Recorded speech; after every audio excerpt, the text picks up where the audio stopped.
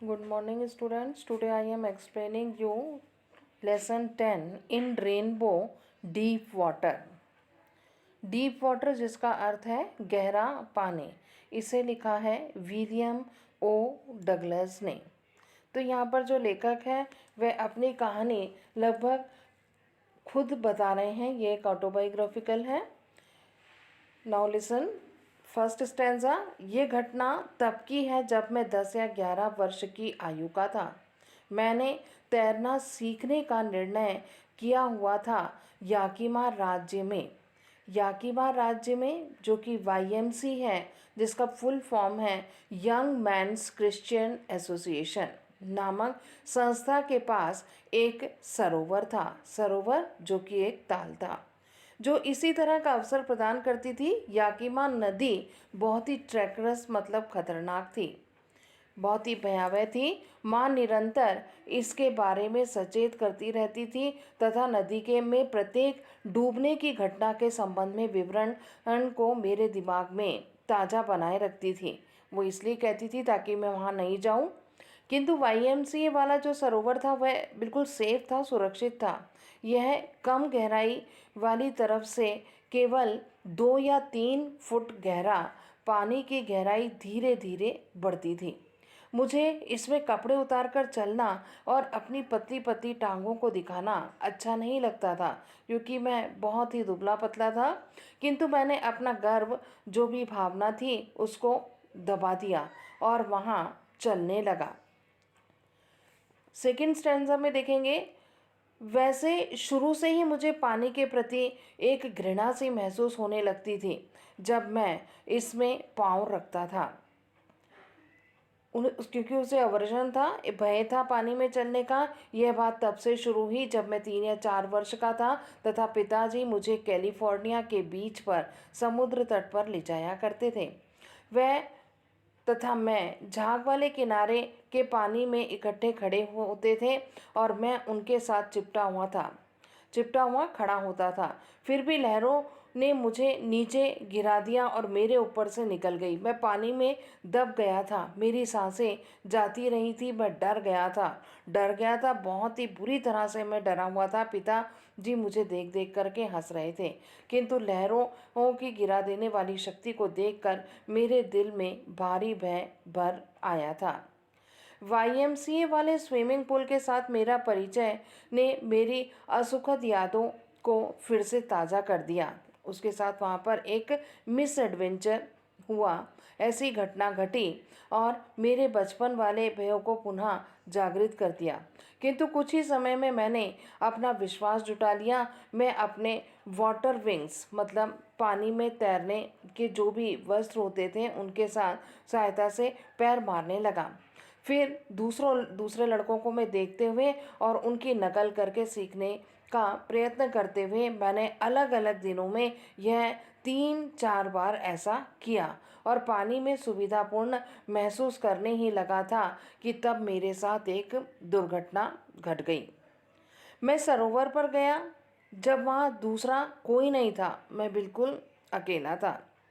जगह बिल्कुल शांत थी, पानी स्थिर था तथा टाइलों वाला जो तल उतना ही सफ़ेद और साफ लग रहा था जैसे कोई बाथ टब हो, नहाने के टब में पानी भरा हुआ हो।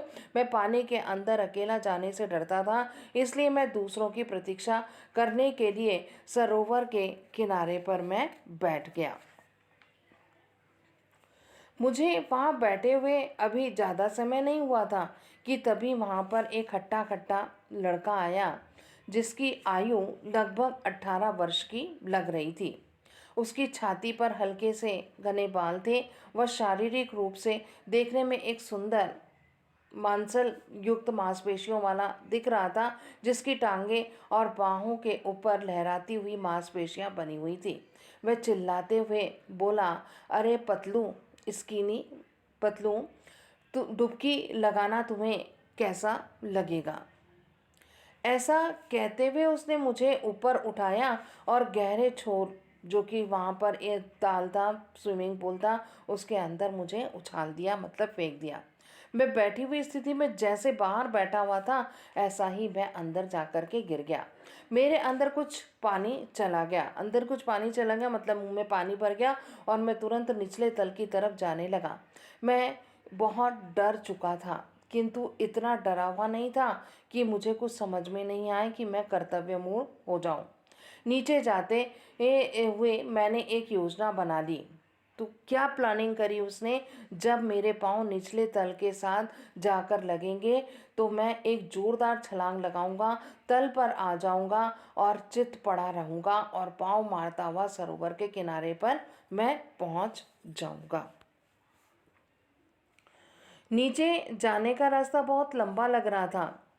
वो जो 9 फुट की जो गहराई थी अधिक लगने लगी।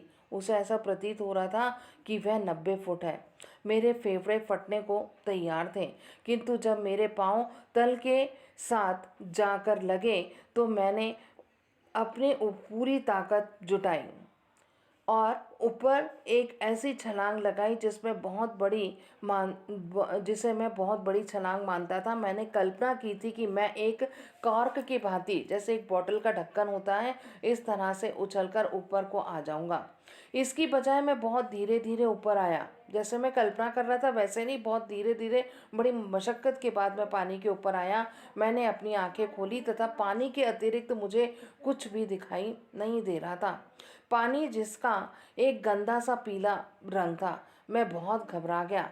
मैंने ऊपर को हाथ बढ़ाया, मानो मैं कोई रस्सा पकड़ना चाह रहा था और मेरे हाथों में केवल पानी ही पकड़ में आ रहा था। मेरा दम घुट रहा था। ही फील सफोकेटेड। मैंने चिल्लाने की कोशिश की, किंतु बाहर कोई आवाज़ ना निकली। फिर मेरी आंखें और मेरी नाक पानी से बाहर आए, किंतु मेरा मुंह नहीं आ पाया। मैं पानी के तल के ऊपर हाथ पांव मारता रहा। कुछ पानी मेरे अंदर चला गया और मेरा दम घुट गया। मैंने अपनी टांगें ऊपर को लाने की कोशिश की, किंतु निर्जीव वज्रों के भांति मैं लटकता हुआ लग रहा था। ऐसा लग रहा था बिल्कुल डेड बॉडी हो, सुन्न हुई तथा अकड़ी हुई थी, बिल्कुल रिजिड। एक बड़ी भारी शक्ति से मुझे नीचे की ओर जैसे कोई खींच रहा हो। मैं चिल्ला उठा, किंतु सिर्फ पानी में ही मेरी आवाज़ सुनाई दे रही थी। मैं पानी के निचले तल की तरफ अपनी लंबी यात्रा पर वापस फिर से जाना शुरू कर दिया था। जब मैं नीचे को जा रहा था तो मैंने पानी में हाथ पांव मारे, अपनी ताकत को ऐसे लगाते हुए जैसे कोई किसी दुःस्वप्न में किसी अति बलवान शक्ति से लड़ रहा होता है। मेरी पूरी सांस जाती रही थी। मेरे फेफड़े दर्द करने लगे। मेरा सिर धड़क रहा था। मुझे चक्कर आने लगे। ही फेल्ट डिजी। किंतु मुझे अपनी वह योजना याद आई जो उसने प्लानिंग बनाई थी कि मैं जैसे ही नीचे जाऊंगा अपने पैरों को टच करूंगा और पूरी ताकत जोर लगाकर ऊपर आ जाऊंगा। मैं ताल के तल पर उछाल मारूंगा और एक कॉर्क की भांति ऊपरी तल पर आ जाऊंगा। मैं पानी पर चित पड़ा रहूंगा। अपनी बाहों के साथ पानी की में अपनी गति करूंगा और टांगों के साथ छटपटाऊंगा। फिर मैं सरोवर के किनारे पहुंच जाऊंगा और सुरक्षित हो जाऊंगा। ऐसा वह सोच रहा था। मैं नीचे नीचे अनंत रूप में जाता गया। मैंने अपनी आंखें खोली तो वह पीली रंगत लिए हुए जो पानी था, मुझे कुछ भी नहीं दिख रहा था। बिल्कुल अंधकार था। और फिर बिल्कुल जो डर था, वह टेरर मेरे ऊपर छा गया। ऐसा आतंक जिसको मैं समझ नहीं सकता था। ऐसा आतंक जो टेरर था जिस पर किसी का कोई काबू नहीं होता था। ऐसा आतंक था जिसे उस व्यक्ति के अतिरिक्त और कोई समझ नहीं सकता था जिसने इसका स्वयं अनुभव ना किया हो। मैं पानी के नीचे चिल्ला रहा था। मैं पानी के नीचे बिल्कुल सुन्न पड़ा था। मुझे समझ में नहीं आ रहा था। मेरा शरीर अकड़ चुका था और मैं भय से निश्चल हुआ। मेरे गले के अंदर की चीज़ें भी जम चुकी थी। केवल मेरा दिल और सिर जो धड़क रहा था वह बता रहा था कि मैं अभी जीवित हूँ।